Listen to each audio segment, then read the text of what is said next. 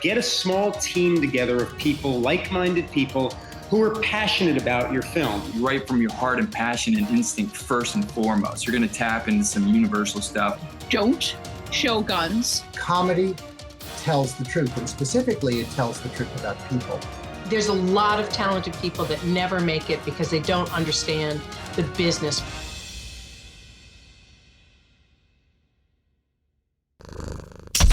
Today we're talking to Michael Wiese. Back in 1977, he had his hands in the granddaddy of all fan films called Hardware Wars.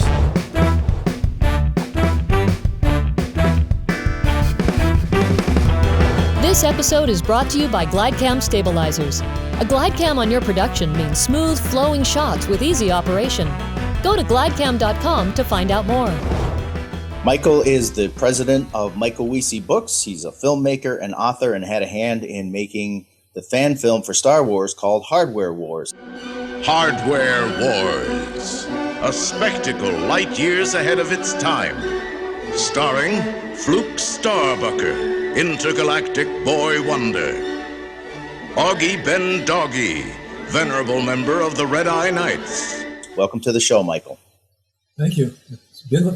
You've taken long enough to get me on. I know it. I know it. Plenty of our authors, you should start with the top guy and work your way down, right? It's great to have you, Michael. Let's talk about Hardware Wars and how you guys created that and some stories behind the scenes. Well, I was living in San Francisco at the time in the Sunset District, and Ernie Facilis was one of my neighbors. And we used to do these Saturday night parties, which we always did a shadow play. We'd create the puppets, and one night we did a shadow play of Jaws. And Ernie was so funny and so good at improvising. The next day he pitched me in a Chinese restaurant about doing a trailer for a film that didn't exist, spoofing special effects of Hollywood films. And he used, the spaceships he used, show you soy sauce bottles and chopsticks, and he acted the whole thing out. And I said, yeah, great, let's do it. So we raised about $5,000. And, this was no money, 16 millimeters, so we had serious expenses, processing and all that. But this was Oh, no, go ahead, Michael. Sorry. But it taught us a lot because we didn't have any money. We had to do everything. The spaceships were all made out of cardboard, and they were hinged so that we could get 2 or 3 spaceships out of one set. And the special defects, the explosions were a sparkler. If you feel closer with a sparkler, it looks like a big explosion, especially if you put a big sound next to it. So we did everything cheesy. It was meant to be cheesy. The main spaceship was a 9-pound steam iron on fishing wires. And of course, you can see the wires. We lit the wires. It's the joke. We showed it at Paramount. Did a screening there. The guys, special effect guys, said, "You can see the wires." It's like, of course you can see the wires. Good luck. The amusing antics of Space Drones 4Q2 and Artie Deco. Artie Deco, where are you? At last, where have you been?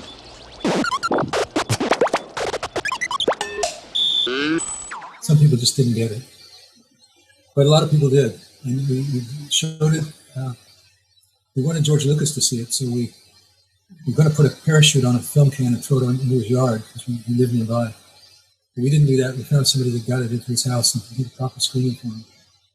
So he was one of the first to see it. And then the guys at Industrial Light and Magic saw it and they really loved it. And so the word of mouth got everybody wanting to see this 13-minute short film that spoofed.